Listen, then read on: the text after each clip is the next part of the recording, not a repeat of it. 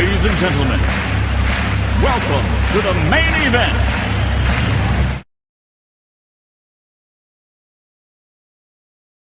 Good morning, everyone. Today we're diving into the challenges and opportunities for small businesses in the federal contracting space. That's right, it's not an easy landscape for small businesses.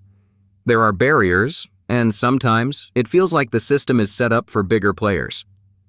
We'll hear from A and B today about what can make things better for small business owners trying to win government contracts. Absolutely. Small businesses are the backbone of America's economy, right? They make up 99% of businesses and provide more than half of all jobs, but they're often shut out when it comes to government contracts. And the numbers are tough. Only 30% of federal contractors are small businesses. And despite more money being directed to them, the number of small businesses winning those contracts has actually gone down. That's a huge issue. Why do you think that is? Well, for one thing, compliance costs are out of control. Small businesses are being asked to jump through hoops that cost them dearly in time and money. For instance, the past 4 years have added $2 trillion in new regulatory costs. For small businesses, that's about $15,000 per employee, which is more than what larger firms pay. And that's just the start. Let's talk about those contracts themselves. How complicated are they? Oh, they're incredibly complex. Most government contracts are written in dense legal jargon that's difficult to understand without a consultant or lawyer. A study found that less than 3% of Department of Defense contracts are even written in plain English. And we're not just talking about the occasional wordy document. We're talking about 100,000 pages of federal regulations. That's mind-boggling. If a small business owner can't even understand what the government wants, how can they compete fairly for those contracts? That's why there's been a push for the Plain Language Contracting Act. It's a bipartisan effort to force federal agencies to write contracts in clear, simple language.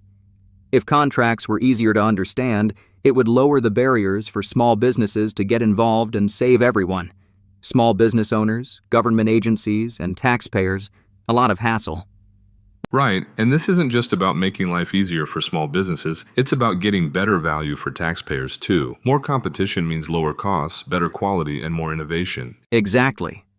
And the issue isn't just about language. The whole process needs to be simplified.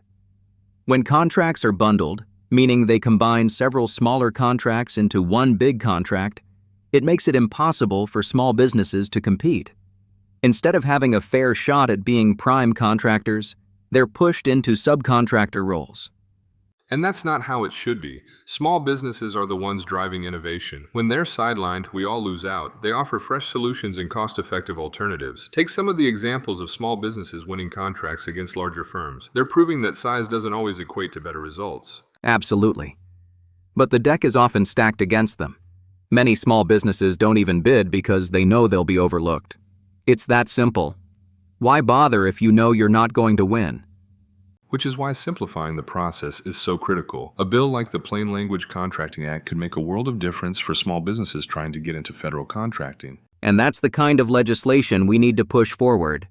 It doesn't cost taxpayers anything, but could make it far easier for small businesses to participate. And as you mentioned, it would increase competition, which is always a good thing. It's a win-win for everyone, really. Small businesses get a fair shot, and taxpayers get better value. Now, I know we're talking a lot about what's broken, but what's working for small businesses in this arena? Some small businesses have found success through programs like the SBA's 8A program, which helps businesses that are economically disadvantaged. It's a great way to get started with federal contracts. The Mentor Protégé program is another excellent resource. It helps smaller firms partner with larger ones to gain experience and scale. That's right. And these programs have helped small businesses like mine grow into something much bigger. However, the real issue is how to make these programs work for even more companies, not just the lucky few who make it through the system. Right? And we can't forget about the rule of two. This rule ensures that if 2 or more small businesses are capable of performing a contract, that contract has to be set aside for small businesses. It's one of the most important protections we have. But that rule is under threat, right?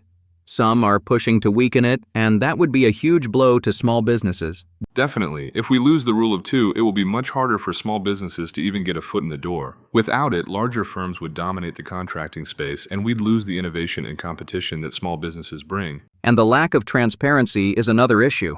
If the government just streamlined their procurement processes, and gave small businesses a real chance. It could open up so many more opportunities. The bottom line is simple. Small businesses need a fair shot. If we remove the unnecessary barriers, insist on fairness, and demand more transparency, we can unleash the full potential of small businesses across the country. Exactly. And that's what we're hoping to see in the future. Let's hope this legislation gains the support it needs to become a reality. Thank you for this great conversation. Of course, always a pleasure. Thanks to everyone for listening. We'll be back soon with more discussions on how we can help small businesses thrive. A special thank you to MarketUS.com for furnishing us this information. Here's a question. How do we contact them? Good question. You can reach them at MarketUS.com or call them at 954-636-3232. Before we go, this deep dive was created by the MarketUS.com team. Let us know your thoughts in the comments below. Good point. It's right below the subscribe link. Thanks for watching. I'm Nancy, your AI avatar.